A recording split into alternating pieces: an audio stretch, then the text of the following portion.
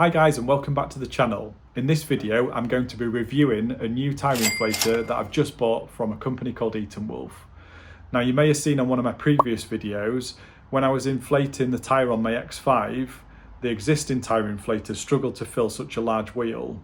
So one of the requirements I had was something that would rapidly inflate large wheels, and whilst looking I also noticed that a lot of the new tyre inflators come with a battery, which is helpful if you want to use the tyre inflator away from the car. In the past, the tyre inflators that I've bought usually have to connect to the cigarette lighter, which isn't helpful if you need to inflate something like, say, a kid's paddling pool, where I can't get the paddling pool anywhere near the car to inflate it and use it. So with that in mind, I bought this one. So let's unbox, have a look inside and see what's included. The box has been well packaged to protect it from damage during shipping. It comes in a premium shrink wrapped box with a picture of the compressor on the front. One side highlights the 1000 lumen LED light, the back lists all the parts included, and the other side highlights the main features of the pump. Initial impressions are that this looks like a premium product.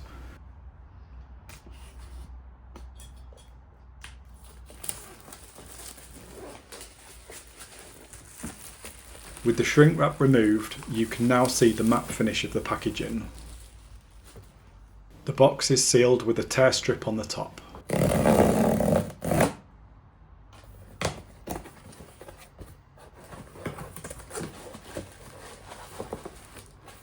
Inside the box is an opaque bag which contains a material bag used to store the air compressor and its accessories.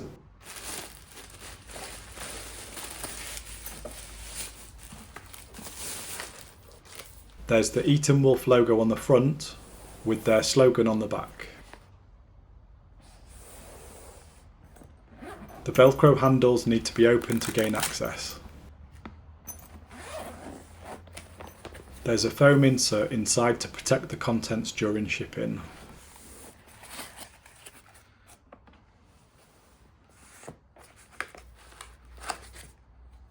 There's a 45 watt USB charger.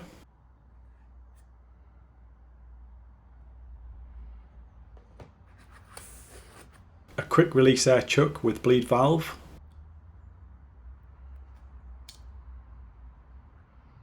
and a 6-foot USB-C charging cable.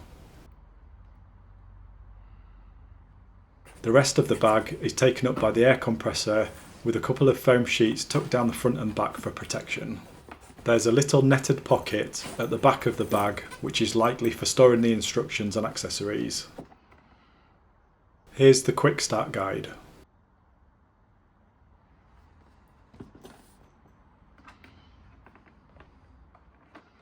The main high pressure hose is wrapped around the front plate, which makes it easy to ravel and unravel. This hose is just over 75 centimeters long.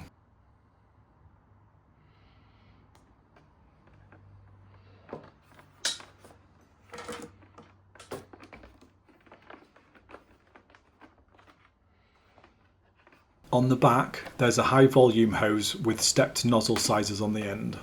It's 50 centimeters contracted and about 100 centimeters extended. This side has vents to dissipate heat from the air pump, and this side has ports for high volume deflating and inflating. The back has adapters for various inflatables like footballs and Presta valves. The rubber flap at the back hides a USB-C and USB-A port for either charging the compressor battery or using it as a power bank for something like your phone. The start pause button wakes up the compressor. Then there are buttons for light, units and mode.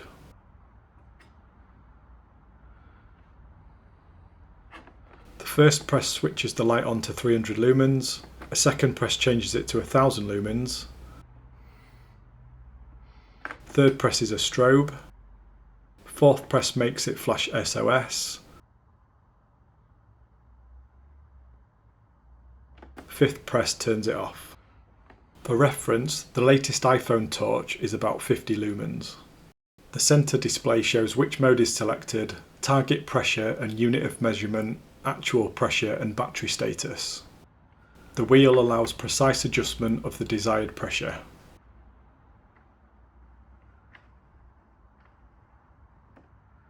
Repeatedly pressing mode allows you to cycle through each preset. Each preset can be changed to your desired value, which is good if you have multiple vehicles that use different pressures. The modes are manual, car, pickup, RV, ball, high flow, bicycle. Here's a table of what the pressure ranges are for each option. Manual allows you to inflate to the maximum pressure of 160 psi or 11 bar. The units available are bar, psi and kPa.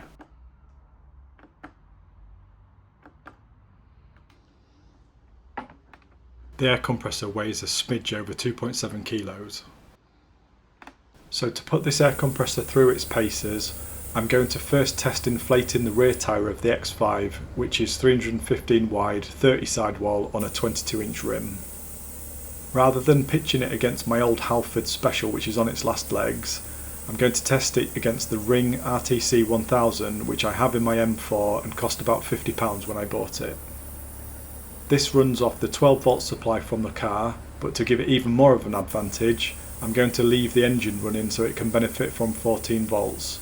It's also to ensure the car doesn't cut power to the pump during this test.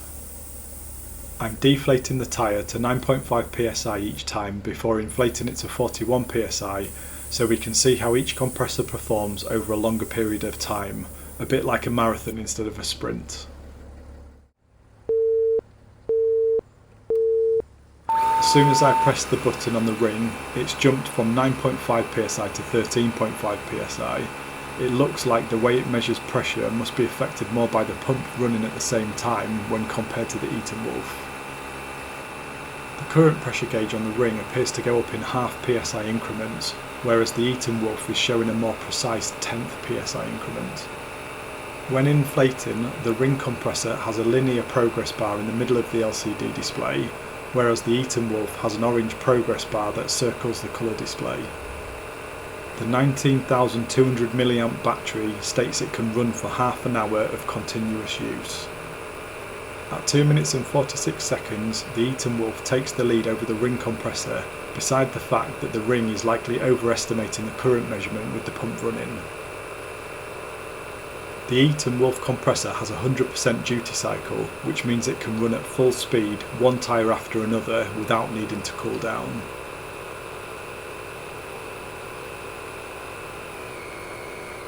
And at 5 minutes and 6 seconds, the Etenwolf takes the win. You can see the ring sits at 41 psi for 30 seconds before finally switching off. I'm assuming this is to compensate for jumping up 4 psi at the beginning. So the Etenwolf was nearly a minute faster than the ring, which had an additional advantage of running on 14 volts. After using it, you can see when I switch it back on, it remembers the mode and pressure I last used. And to switch it off, simply hold down the start button for 2 seconds or it will automatically turn off after 5 minutes. For my second test, I'm going to have to resort to manpower as the ring compressor cannot compete here. Several times a year, the paddling pool comes out for the kids and it's an effort using a foot pump to inflate it. One thing that appealed to me about the Etenwolf compressor was that it also had a high volume inflator. Most of the competitor compressors only inflate car tyres and balls. An air compressor should be much quicker than me using a foot pump, but let's find out how much quicker it is.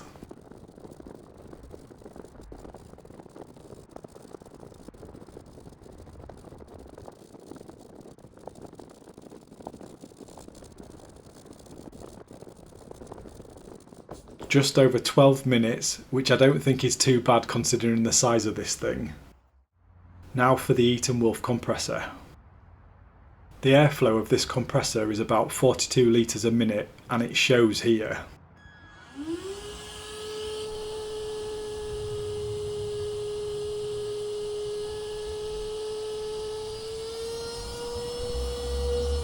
Just over 1 minute. Wow, that is fast. About 11 times faster in fact. A minor thing with the high volume connectors, I'm not sure why you turn anti-clockwise to lock and clockwise to unlock.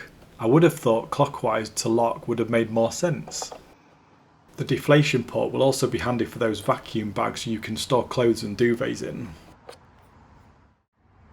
The high volume hose has a collar on each end which slots into grooves to hold it in place effectively.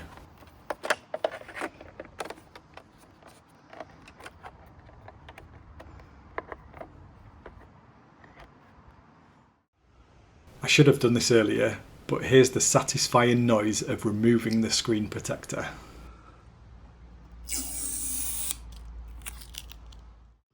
To conclude, I'm really happy with this purchase. Yes, there might be cheaper options out there, but I don't think they would match the build quality of this compressor. The carry bag is handy and the air chuck and USB cable easily slot down the side. However, the charging plug is quite bulky and I don't like it resting down the side of the compressor. If it was stored like this in my car boot, I feel like it creates a pressure point that could damage it. Ideally, I think there should be a better way to store the plug to protect both itself and the air compressor. Just an FYI, the screen doesn't flicker when you look at it.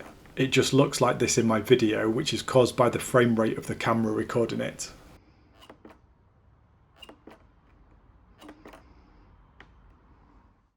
The compressor can double up as a charging point for your devices. It has a 19,200 mAh lithium battery. USB port can charge at 45 watt max and the USB-A port provides up to 12 watt max. To charge, simply connect the supplied 45 watt adapter to the compressor. It can fully recharge the lithium battery in 2 hours.